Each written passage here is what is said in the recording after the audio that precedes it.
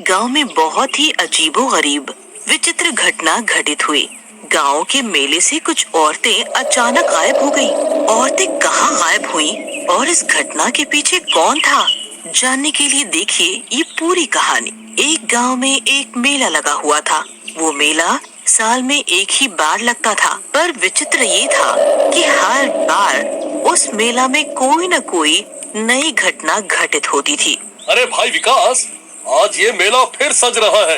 इतने बड़े बड़े झूले, जोकर, नाटक और बाकी मनोरंजन के लिए बच्चे और औरतें तो जाने की जिद करेंगे ही, पर इन्हें कैसे समझाएं कि वहाँ कुछ अनहोनी होगी तो कौन जिम्मेदार होगा?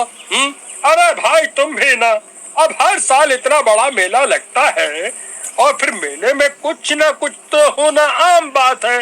ये सब छोड़ो, ये बताओ कि कल तो भाभी जी को लेके मेले जा रहे हो ना, और फिर वहाँ नौटंकी भी तो होती है, वो भी तो देखनी है,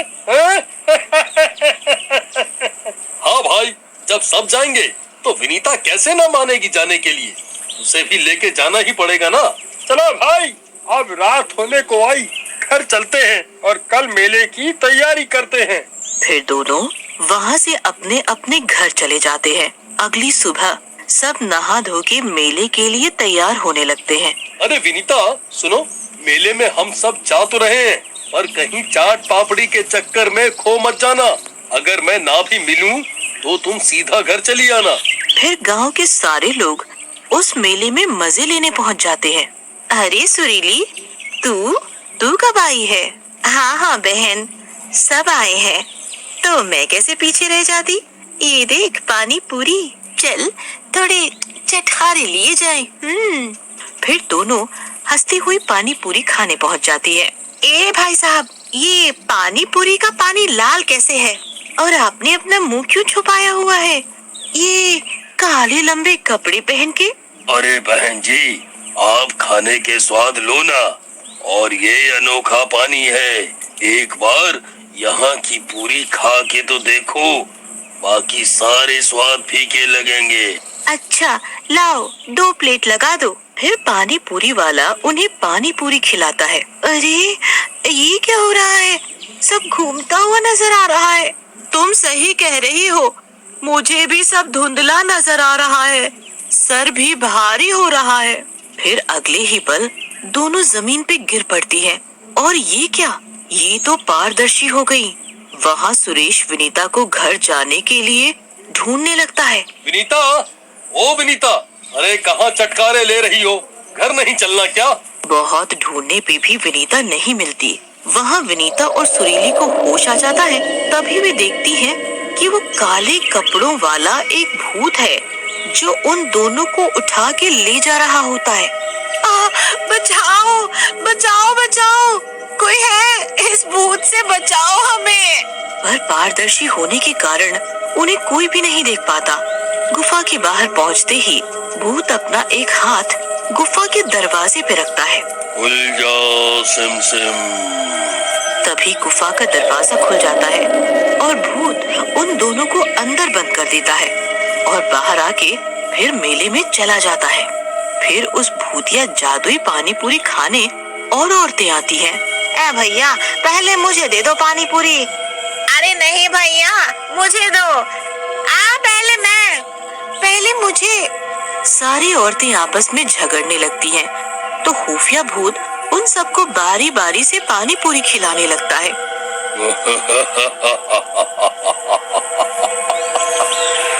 अब आएगा मजा। बहुत जल्दी थी ना चाट खाने की, खाओ सबके सब। मेरे जादुई पानी पूरी चाट से कोई नहीं बच पाएगा। तभी चाट खाते ही एक के बाद एक औरतें बेहोश होने लगती हैं और पारदर्शी बन जाती है। जब उन्हें होश आता है तो भूत उन्हें अपने साथ ले जाने लगता है। वे सबको आवाज लगाती हैं। अरे बचाओ हमें कोई, ये भूत हमें ले जा रहा है, कोई बचाओ। पर पारदर्शी होने के कारण कोई उन्हें न देख पाता न सुन पाता है। कोई फायदा नहीं चिल्लाने का, तुम्हें बचाने कोई नहीं आएगा, क्योंकि कोई तुम्हें देख ही नहीं सकता। इसी तरह मेले में आई सारी औरतें गायब हो जाती हैं और भूत उन सबको उस खुफिया गुफा में लेकर बंद कर देता है। मेला खत्म होते ही सब लोग अपनी अपनी पत्नियों को ढूंढने लगते हैं। अरे किसी ने विनीता को देखा, वो मिल नहीं रही है और मेरी सुरीली भी गायब है। अरे भाई तुम्हारी नहीं सबकी बीवियां गायब हैं। पूरे गांव में हाहाकार मच जाता है। आखिर गांव की औरतें गई तो कहाँ गई? उसी रात वो भूत गांव में आता है। क्यों गांव वालों, परेशान हो क्या?